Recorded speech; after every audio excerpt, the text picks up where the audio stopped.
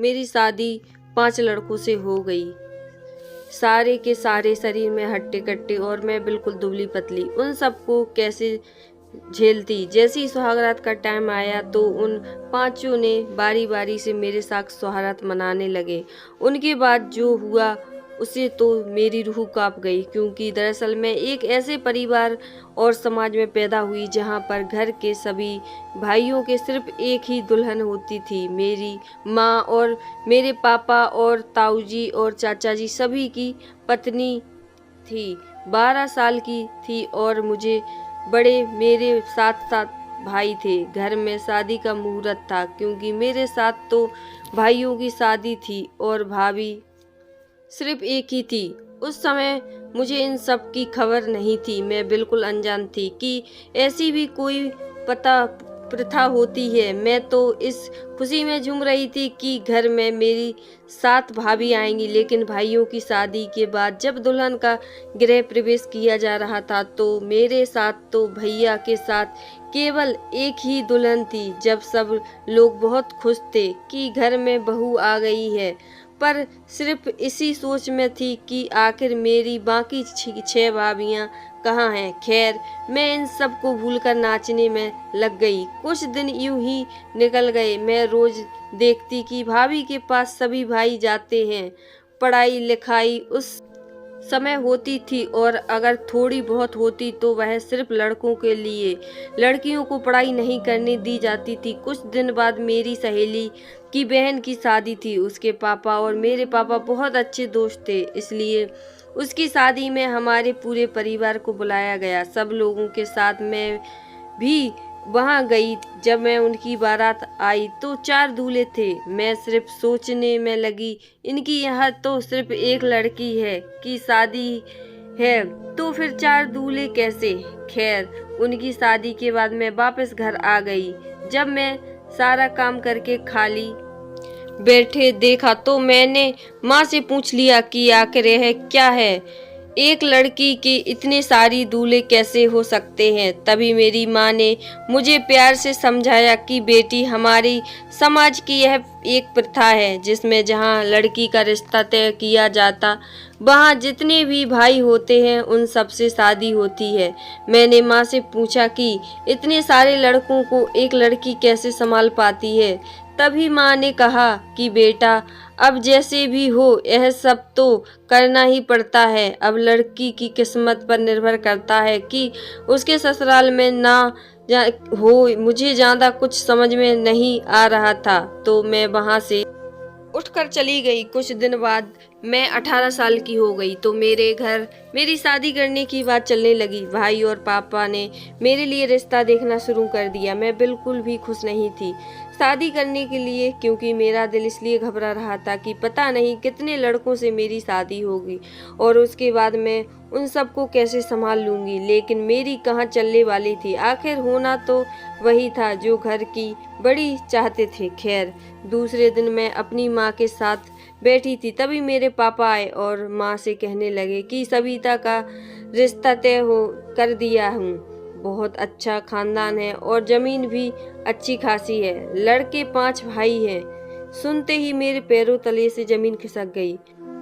5 पतियों को कैसे संभाल पाऊंगी, बस यही सोचकर मुझे खाए जा रही थी। मैं बार बार इस समाज को कोस रही थी कि आप यह प्रथा किसने और क्यों बनाई। हम लड़कियों का जरा भी ख्याल नहीं है किसी को। मैंने कई प्रयास किए कि इस शादी को ना हो, इसलिए शायद किस्मत में यही लिखा था। मैंने अपनी माँ और भाभी से इस बारे में बात की, लेकिन उन्होंने भी मुझे बोल दिया कि तुम्हें अब इसे स्वीकार करना पड़ेगा। मेरी माँ कहने लगी कि मैं और तुम्हारी भाभी भी तो यह सब झेल रहे हैं। शुरू में तुम्हें तकलीफ होगी, लेकिन बाद में तुम अपने आप सहन करना सीख जाओगी। मैं दुखी मन से वहां से चली आई। अब जैसे जैसे शादी के दिन नजदीक आ रहे थे मैं गहरी चिंता में डूबी जा रही थी। आखिर वह दिन आ गया जिस दिन का हर लड़की को इंतजार रहता है, लेकिन मैं इस दिन को नहीं चाहती थी, क्योंकि मैंने शुरू से किसी एक लड़के का सपना देखा था।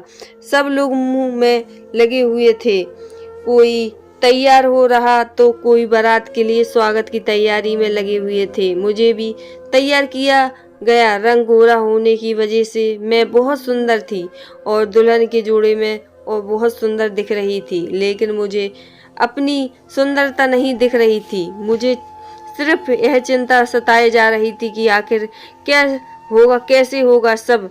इसी सोच में मेरा कलेजा धक धक कर रहा था, लेकिन मैं अपनी मजबूरी के आगे कुछ नहीं कर सकती थी। तभी उन पांचों ने बारी बारी से मेरे मांग में सिंदूर लगाया और एक बड़ा सा मंगलसूत्र एक साथ मेरे गले में पहन या फिर फेरों के लिए उन पांचों के साथ ही मेरा पल्लू बांधा और फिर फेरे करवाए। हम लोगों की शादी संपन्न हुई। शादी के बाद मुझे अपने कमरे में ले जाया गया, जहां कुछ महिलाएं के साथ मेरी भाभी और माँ थी। उन्होंने मुझे कहा कि देखो बेटा, अब उनसे पांचों के साथ ही तुम्हारा संसार है। तुम कभी भी उनका अनादर नहीं करना, उनकी सेवा करना, कोई कमी नहीं रखना, हम सब लाज रखना। उनकी यह बात मुझे अंदर से झंझोर कर रख दिया था। मैं चाहे कर भी अपने ससुराल नहीं जाना चाहती थी, लेकिन मैं इस प्रथा की जंजीरों में इस कदर जकड़ी हुई थी कि चाह कर भी अपने आप को आज़ाद नहीं करवा सकती थी। खैर, विदाई का समय हो चुका था।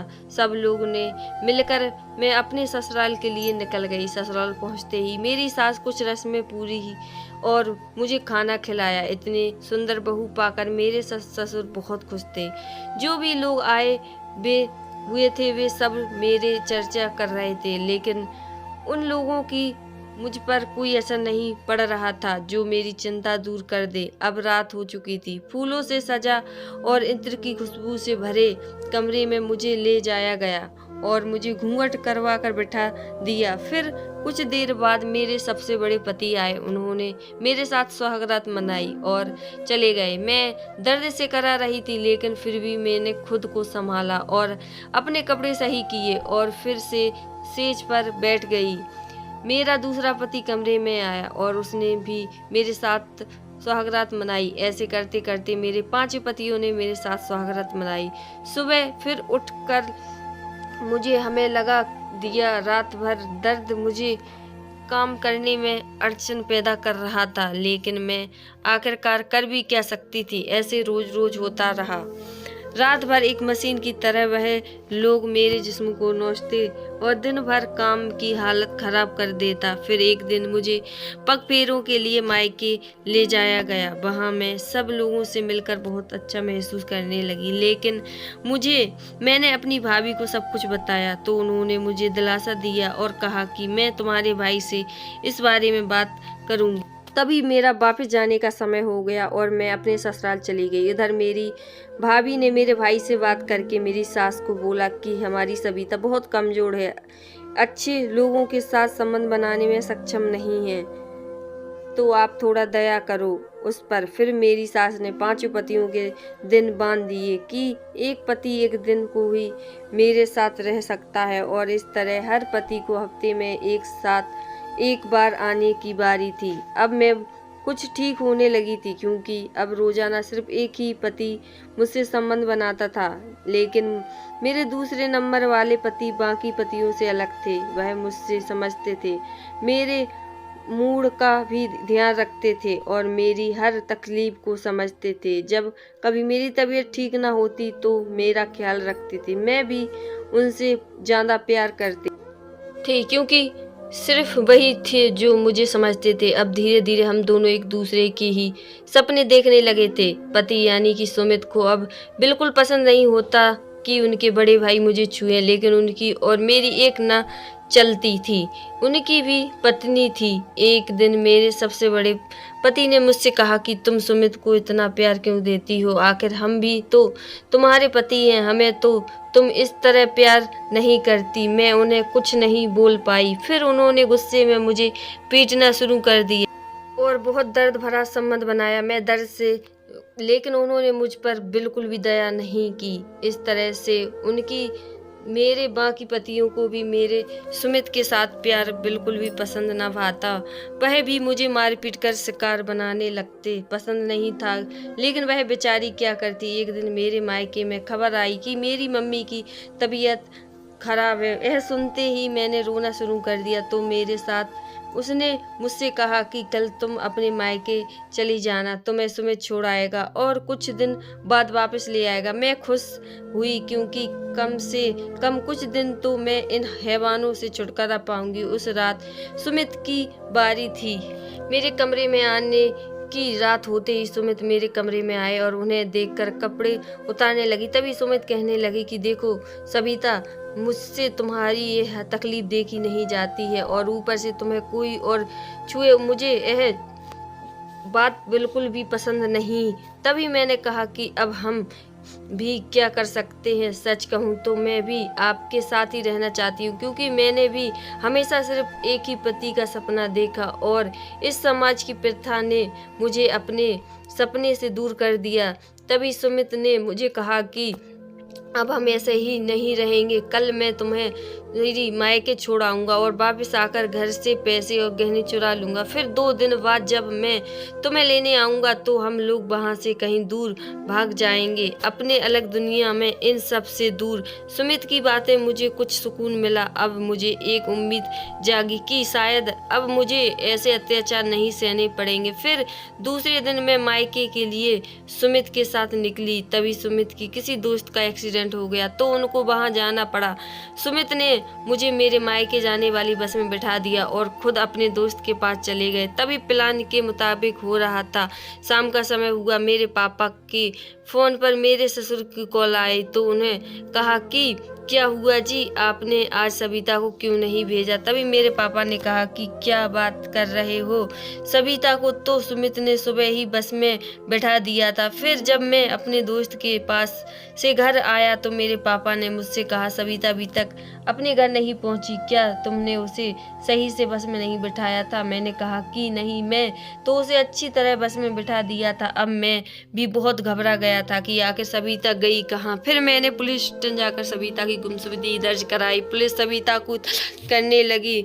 2 दिन बाद मुझे पुलिस का फोन आया, हमें एक औरत की लाश झाड़ी में मिली है। मैं वहां गया तो वह सविता की लाश थी। सविता ने जो गहने डाले हुए थे वह पर नहीं मिले। सब लोगों ने इसे लूट कर मारने का इरादा समझ लिया। कुछ छानबीन की लेकिन अपराधी नहीं मिला। फिर बाद में इस घटना को भुला दिया गया जब लोग भी भूल चुके थे। लेकिन सविता को भुलाना मेरे लिए मुश्किल था। मैं दिन रात सविता की यादों में रोता रहता। एक दिन मैं आता तभी मुझे खटखट की आवाज़ आई। मैंने अपने कमरे का दरवाज़ा खोला और घर के पीछे तरफ गया जहाँ से आवाज़ आ रही थी। फिर मैंने देखा खुदा कर कुछ निकाल रहे थे। फिर उन्होंने जमीन से एक सफेद रंग की पोटली निकाली और उसमें कुछ गहने निकले थे जो उस दिन सविता पहनकर घर से गई थी। मुझे सारा माजरा समझ में आ गया, लेकिन यह सोचकर दुखी भी हो रहा था कि मेरे पापा ऐसा कैसे कर सकते हैं। मैंने दूसरे पुलिस को बुलाया और सारी बातें कह डाली। मेरे पापा मुझे ससुर गुस्से में देख रहे थे, लेकिन फिर पुलिस के खौफ से उन्होंने सब कुछ उगल दिया। उन्होंने कहा कि मैंने सुमित और सविता की सारी बातें सुन ली थी, यह लोग 2 दिन बाद भाग जाएंगे। तभी मैंने सोचा मेरे बाकी 4 बेटों का क्या होगा और हमारी बिरादरी में क्या इज्जत रहेगी। इसी डर से सविता का पीछा करने लगा और कुछ मेरे गुंडे आदमियों की मदद से सविता को मरवा दिया ताकि वह सुमित के साथ भाग न पाए। और मैंने गहने निकाल दिए ताकि लोगों को लूटने पाट का मामला लगे और हमारे गहनों भी बच जाएंगे। पुलिस अब सविता के गुनहगार यानी कि मेरे पापा को गिरफ्तार कर चुकी थी। मेरी आंखों से आंसू नहीं